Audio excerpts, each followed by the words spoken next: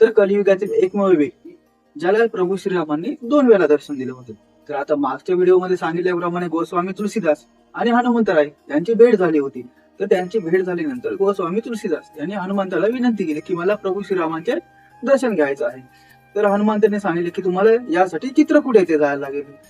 तर गोस्वामी तुलसीदास काशी येथून चित्रकूटला गेले आणि तेथील रामघाटावर जाऊन आपले रामकथा सर्वांना सांगू लागले. तर एक दिवस चित्रकूट मध्ये फिरत असताना तुलसीदासांना समोरून येणारे 2 राजकुमार दिसले. 2 सुंदर घोड्यांवर ते 2 सुंदर राजकुमार होते. ते राजकुमार एवढे सुंदर दिसत होते, त्यांना पाहून तुलसीदास हे मन मोहित झाले. हे एवढे सुंदर राजकुमार नक्की आहेत तरी कोण? यांना बघून ते एकदम भारावून गेले. तर यांना बघता बघता ते राजकुमार त्यांच्या समोरून निघून गेले. त्याच्यानंतर हनुमंतराय त्यांच्या पाठीमागे आले आणि त्यांना सर्व किस्सा सांगितला की तुम्ही त्या 2 राजकुमारांना बघितला होता ते प्रत्यक्ष राम आणि लक्ष्मण होते.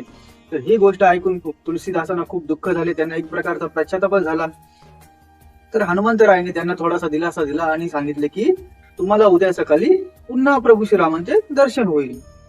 तर दुसऱ्या दिवशी बुधवार हा वार होता. संवंत मौनी अमावास्येचा दिवस होता.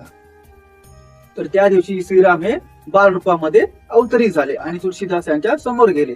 आता तुलसीदासांच्या समोर गेले तेव्हा प्रभू श्रीरामाने तुलसीदासांकडून चंदन मागितले. चंदन मागितले आणि ते चंदन तुलसीदासांच्या कपाळावर लावू लागले.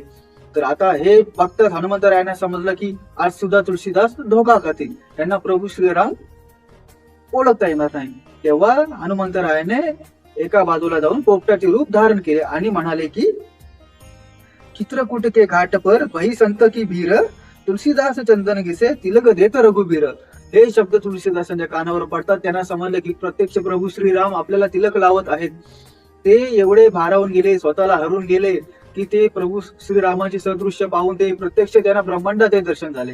तर हे होते की कलियुगातील प्रभू श्रीरामांनी दर्शन दिले होते तुलसीदासांना.